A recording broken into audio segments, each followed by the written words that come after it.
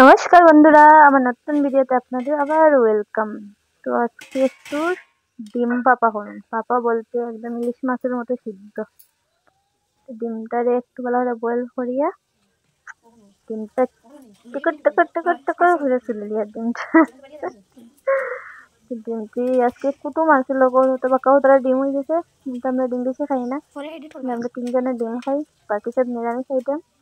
ডিমটার বেলা করে তুলে দিয়া একটা টিফিন বাটির মধ্যে বয়েল ডিমটা ভাপ দিতে আর কি, সিদ্ধ হতে আর কি। টিফিন পাত্রের মধ্যে একটু ভালো করে তেল মাখিয়ে যাতে মশলাটা বাটির মধ্যে না চিপকে মধ্যে ভালো করে হাত দিয়ে হুটিক হুটিক ঘষে টাসিয়ে ভালো করে তেল মাখিয়ে দিচ্ছি। তারপরে এটার মধ্যে দিয়ে দেবো সরিষা।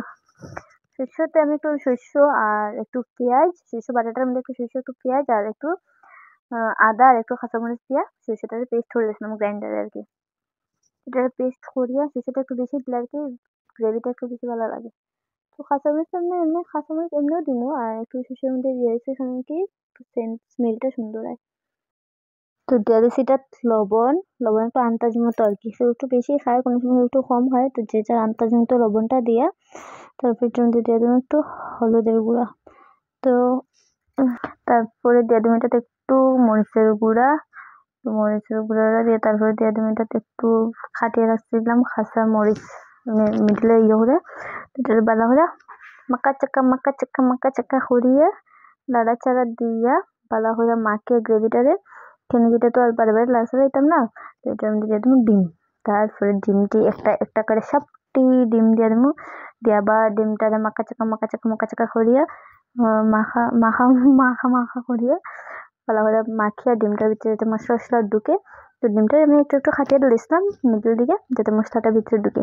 তো ডিমটার বেলা করে মাকা চাকা করিয়া সবটি ডিম দিয়ে আর বাটিটা গেছে একটু ছোটো আর ডিম গেছে একটু বেশি। তারপরে ওটার মধ্যে বেলা করে জল দিয়া দেবো, মানে জল যেটা দেওয়ার এটা দিয়া দেবো। তো আজকে গেছিলাম আমার ঘরে কুটুম, আর আমি যখন লাস্টে ভিডিওটা করতে করতে কুটুমের লাগে অত ব্যস্ত হয়ে পড়ছি আর লাস্টের ভিডিওটা আমি করতে পারছি না। তো তারপরে আমি যেটুকু করছি আর কি অতটুকু শেয়ার করলাম। তো এটার মধ্যে দিয়ে দিলাম জুল টুল দিয়ে দেওয়ার পরে হঠাৎ আমার মনে হয় যেটা তো আসল জিনিসই দিছি না। তো আসল জিনিসটা হইলো এটার মধ্যে দিতে লাগে এক্সট্রা ভাবে একটু কাঁচা তেল। তারপর হঠাৎ যখন আমার স্বামী হলে তুমি তো তেল দিছো না, তো তখন আমি লইলাম তেলের বোতলটা, হয়তো তো তেল দেওয়া হয়েছে না, তো একটু তেল দিলে এটা। তো আমি একটু তারা দেখাই আমি দেখো হয়েছে দেখো দেখাইয়া আমার আনতে মধ্যে দিছি। তারপরে একটু তাদের উস্কাইলাম দেখো হয়েছে নি, তুমি রান্না টেস্ট হয়তো দেখো হইয়া। তো হইয়া এটা বাটিতে ঢাকনা দিয়েছি দিয়া আমি বয়ে দিয়েছি কড়াইয়ের মধ্যে দিয়েছি জালের উপর বয়ে দিচ্ছি বাটি, ওই গেছে আমার ডিম সিদ্ধ।